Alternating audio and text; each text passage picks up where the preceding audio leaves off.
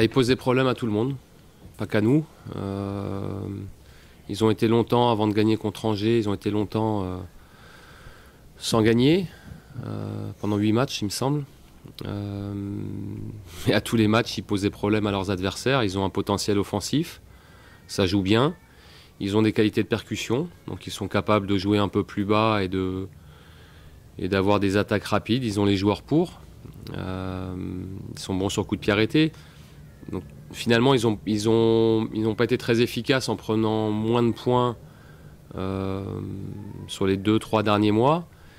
Mais ils posent des problèmes à tout le monde. On l'a vu sur leur match à Angers, on l'a vu à Marseille, contre Angers récemment, même à Monaco. Voilà, c'est une équipe qui pose des problèmes à tout le monde, pas seulement aux Girondins. C'est vrai que c'est mieux de ce point de vue-là. On est plus, je pense, plus dur à bouger qu'avant.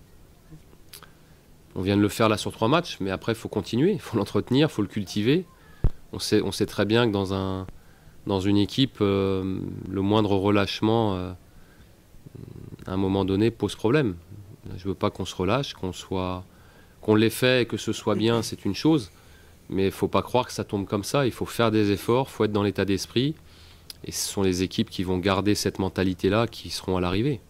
Bah oui, mais à l'aller, on a fini 10e parce qu'on a raté notre mois de décembre. Sinon, on aurait été 5e, peut-être 6e maximum. On aurait été là à Noël, on a raté notre mois de décembre, on l'a payé. Après, les choses voilà, se font, je pense, naturellement. Le baromètre pour un entraîneur, je le dis toujours, c'est le terrain, c'est ce qui se passe dans nos semaines d'entraînement. Après, il faut le valider en match, mais sur ce que j'ai vu de mon groupe, il y a eu de la progression, c'était indéniable. Alors aujourd'hui, on est positionné en haut de tableau, on veut y rester jusqu'au bout, évidemment. Après, qu'on fasse des effets d'annonce ou qu'on mette sur la place publique les objectifs que l'on a en interne, c'est peut-être le choix de certains.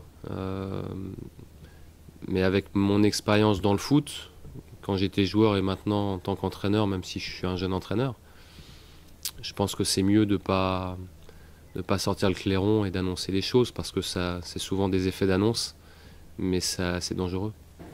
Mise en alerte du staff, mon discours au quotidien. J'ai démarré la semaine mardi matin, au bout d'un quart d'heure d'entraînement, je les ai prévenus que je ne les lâcherais pas.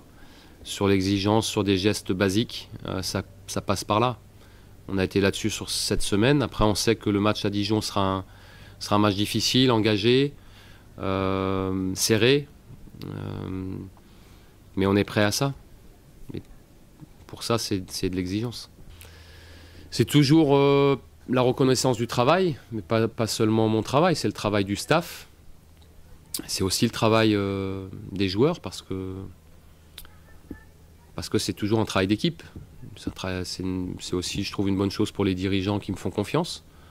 C'est bien pour les Girondins. Les Girondins étaient beaucoup critiqués ces derniers temps, jusqu'à Noël, un peu moins depuis.